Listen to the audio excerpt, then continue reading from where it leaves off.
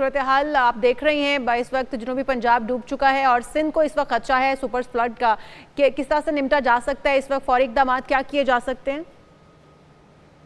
जी देखिए, सबसे पहले तो जो फौरी तौर पे है वो क्लाइमेट चेंज के एंगल से तो मैं नहीं बोलूँगी। ह्यूमैनिटेरियन बेसिस पे जो इस वक्त क्राइसिस है, मेरा ख्याल है कि उनको डील करने की ज़रूरत है। डिग्निटी के साथ ख़वातीन की काफ़ी सारी नीड्स होती हैं। उनकी जो डिस्प्लेसमेंट का प्रोसेस है, इंटरनल डिस्प्लेसमेंट आपकी काफ़ी ज़्यादा होती है। इसकी वजह से उनको खेमे में जो है वो जगह प्रोवाइड करना, फिर काफ़ी सारे जो है वो सोशल मीडिया पे वीडियोज़ भी डिफरेंट जर्नलिस्ट दोस्तों ने शेयर की हुई थी, मेरी नज़र से गुजरी, जिसमें काफ़ी ख़वातीन बहुत तकलीफ़ में हैं, क्योंकि या तो उनके अपनों की डेथ्स हो गई हैं या फिर उनको घर से मूव करना पड़ रहा है, और वो बहुत पेनफुल प्रोसेस होता है। तो एक जो ट्रॉमा और मेंटल हेल्थ इश्यूज से गुजर रही हैं, मेरा ख्याल है कि जो हमारे इदारे इन्वॉल्व हैं उनको ये रीलोकेशन के लिए उनको चाहिए कि बड़े तहम्मुल से और बड़े प्यार से उनको रीलोकेट करें, क्योंकि ऑलरेडी वो एक मेंटल ट्रॉमा से गुजर रहे हैं। और जो आपकी फूड के प्रॉब्लम्स है, जो खाने पीने के हैं, वो उनको देना,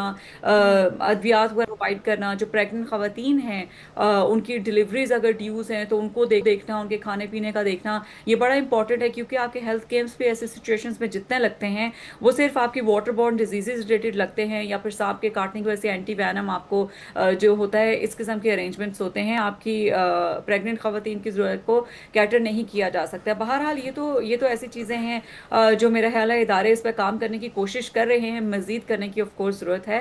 ठीक। दूसरा, ये मूव फॉरवर्ड किया जा सकता है हम्म। क्लाइमेट चेंज के लेंस से अगर इसको देखूं, कि अर्ली वार्निंग सिस्टम जो हमारा है उसको इम्प्रूव करने की ज़रूरत है। आप देखें कि ये जो पानी आपका इस वक्त सिंध में दाखिल हो रहा है, ये काइंड ऑफ आपकी अपॉर्चुनिटी है। आप देखें थरपाकर में आपके सारा साल जो है वो खुश्क साली वहाँ पर रहती है, दुरुस्त। आपकी ड्राउट लाइक कंडीशन होती है। तो अगर पानी डाइवर्ट करके इस तरह का अरेंजमेंट किया होता सिंध गवर्नमेंट ने पंजाब गवर्नमेंट के साथ मिलके, कि पानी डाइवर्ट किया जा सकता, तो काफ़ी उनको फ़ायदा हो सकता था इन द लॉन्गर रन, जो ये सहरा ये में जिनको आपने पानी बड़ी अहम अवेलेबल। बात की है, क्योंकि थर वो एक ज़मीन है जो कि लगभग सारा साल ही तरसती है पानी के लिए। तो इसको किस तरह से यूटिलाइज़ किया जाए? क्या कोई ऑप्शंस हैं नेचुरल रिजर्वायर अंडरग्राउंड भी और ओवर ग्राउंड भी? ये मुमकिन है कि उनको यकीनी बनाया जा सके कम वक्त में, कम लागत में?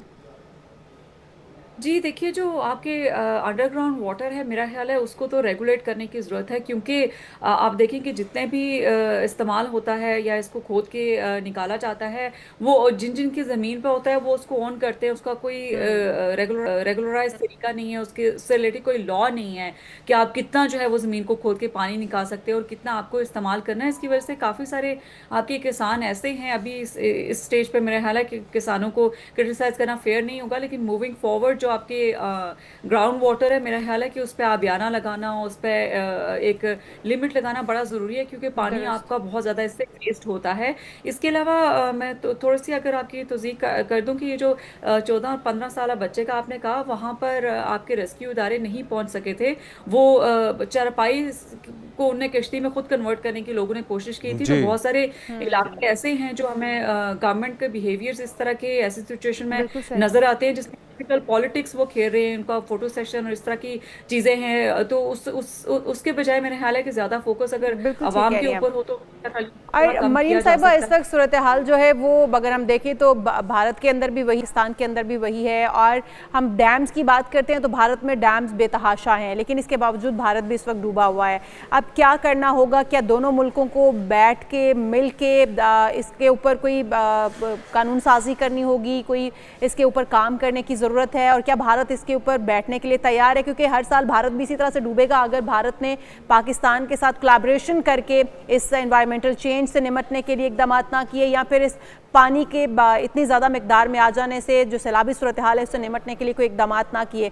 तो क्या होना चाहिए? पाक और भारत के साथ बैठ के इसके ऊपर कोई डिस्कशन हो सकती है, कोई काम हो सकता है? जी एब्सोल्युटली।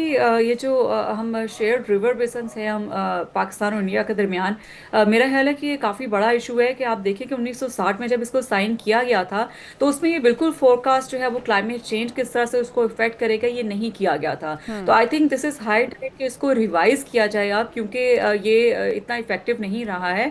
इसके अंडर जो कमीशन बनाया गया था, उस कमीशन को वो इतना एम्पावर उसको करने की ज़रूरत है, क्योंकि वो कमीशन फैसला नहीं ले सकता, वो दोनों तरफ डिप्लोमेटिकली निगोसिएशंस ही करने की कोशिश करता है। तो मेरा ख्याल है कि एक थर्ड इंडिपेंडेंट जो है वो बॉडी होनी चाहिए, इंस्टीट्यूट होना चाहिए जो साथ लेके चले। मिसाल के तौर पर वर्ल्ड बैंक उस वक्त ब्रोकर था, तो इसी किस्म का कोई इंस्टीट्यूट शामिल किया जाए जो आपका ना सिर्फ डेटा मॉनिटरिंग का काम जो है वो उस पर ओवरसाइट रखे, बल्कि डेटा शेयरिंग भी करे। उसमें जॉइंट डैशबोर्ड जो है वो जी। बना हुआ हो जिसको वेरीफाई वही एक इंडिपेंडेंट बॉडी करे, और वही इंडिपेंडेंट बॉडी ही निगोसिएशंस दोनों पार्टीज के दरमियान करवाए। क्योंकि दुरुस्त। हमारा जो रिलेशनशिप है दोनों ममालिक का वो ऑफ कोर्स गर्म सर्द है, बिल्कुल और सही। कुछ जो आपकी लेकिन अभी वाटर अभी अफसोसनाक डिप्लोमेसी सूरत हाल है कि इंडस प्रॉब्लम वाटर है। ट्रीटी को ही वायोलेट किया गया है, जिसकी वजह से कोशिश तो ये थी कि पाकिस्तान को डैमेज किया जा सके, लेकिन भारत खुद इसकी लपेट में। हमें ज्वाइन कर चुके हैं डॉक्टर परवेज आमिर साहब, माहिर आबी उमूर। आपको भी वेलकम कहेंगे डॉक्टर साहब। आपको क्या लगता है कि वो भारत जो कि इस ख्वाहिश में मुब्तला था कि पाकिस्तान को डुबो दे पानी में, इस वक्त वो खुद भी डूबा हुआ है,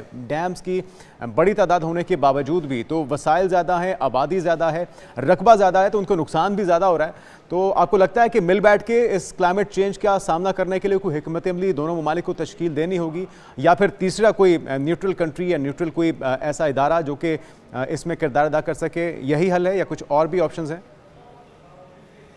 देखिए जी, पहली बात तो ये है कि जॉनसन हम तो ऑलरेडी बंधे हुए हैं, जैसे भी मरियम साहब कह रहे थे, ट्रीटी के तहत जॉनसन ना 1960s की ट्रीटी के तहत आसमानी के तहत बंधे हुए हैं। जी। अब वो यकतरफा तौर पर उसमें से निकलने की उसने कोशिश की है, जो कि उसको इंटरनेशनल कोर्ट ऑफ आर्बिट्रेशन ने रेप्रिमेंड किया कि जी आप ये नहीं कर सकते।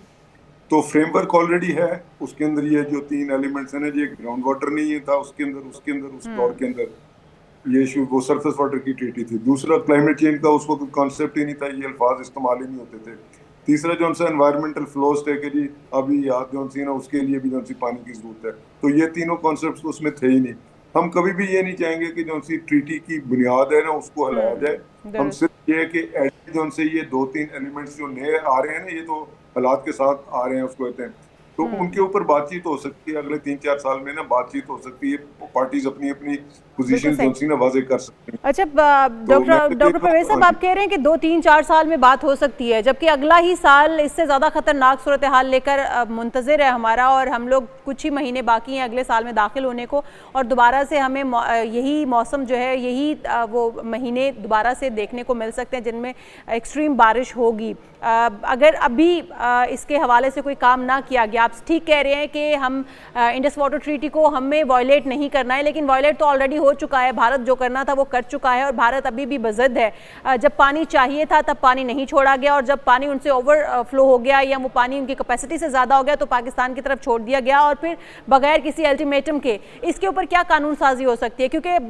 कहा यह जाता है कि 40-50% अगर आपको लग रहा है कि आपकी लिमिट से एक्सीड हो गया है, यानी कि ओवरफ्लो होने से पहले तो आपको दूसरे मुल्क को बताना होता है, यानी कि पाकिस्तान को अल्टीमेटम देना चाहिए था, लेकिन जब ओवरफ्लो हो गया, स्पेलवेज खोल दिए गए, उसके बाद पाकिस्तान को बताया गया, तो इसके ऊपर क्या कानून साजी नहीं होनी चाहिए, या फिर इसके ऊपर भारत को कटहरे में नहीं लाना चाहिए? और अगर भारत को अब इसके हवाले से पाकिस्तान और भारत बैठ के बात करते हैं तो फिर क्या कानून साजी हो सकती है इसके ऊपर? देखिए जी, कानून साजी ऑलरेडी है, रिक्वायर्ड है इंडस बेसिन ट्रीटी में, कि उसने जो है ना आपको इन तीनों दरियाओं के ऊपर, क्या बल्कि 5 दरियाओं के ऊपर जो है ना, क्योंकि अपर रिपेरियन तो वो है कि उसने जो है ना आपको एडवांस नोटिस देना है, वो तो उसने दिया नहीं। उसके जनरल साहब जो से कहें, परसों लेफ्टिनेंट जनरल 2-3 रोज पहले कह रहे हैं कि ये तो हमारी स्ट्रेटेजी है कि पाकिस्तान को गर्क करने का जो है ना ये तरीका ये इस्तेमाल करेंगे। तो ये आपने ये उनका वो मौकफ भी सुन लिया। उसके बाद मोदी साहब का मौकफ तो आप सुनते ही हैं, हर तकरीर के अंदर ये कह रहे हैं कि या हम इसको जो है ना पानी से डुबो कर मार देंगे, या पानी को रोक कर इसको थर्स्ट से मार देंगे, उसको कहते हैं प्यास से मार देंगे। तो वो एक जॉनसन ने हेजीमोनी तो अपनी जगह पर है, लेकिन मैं फिर भी समझता हूँ कि वे फॉरवर्ड है इसी फ्रेमवर्क के अंदर। जो मैं 3-4 साल की बात कर रहा हूँ, देखिए कोई भी कंट्री जो सी ना एकदम जो से ना मुतफिका फैसला नहीं करती। ये ट्रीटी के अंदर आप ब्रीदिंग स्पेस देते हैं, दोनों पार्टीज जो सी हैं वो उसको कहते हैं अपनी अपनी पोजीशंस वाजे करती हैं। अभी हम तो बात कर रहे हैं, वो उसने तो अपनी कोई पोजीशन वाजे नहीं की। एक चीज हमेशा ध्यान के अंदर रखें कि ठीक है, ये मौसमी तब्दीली की वजह से जो एक्सेसिव वाटर है, इसका जो कंट्रोल है वो इंडिया के पास नहीं है, पीछे से कंट्रोल चाइना के पास है। दूसरी चीज है कि हमारा कश्मीर का इशू है ना जी, जब तक वो रिजॉल्व नहीं होता ये पानी का इशू रिजॉल्व हो ही नहीं सकता।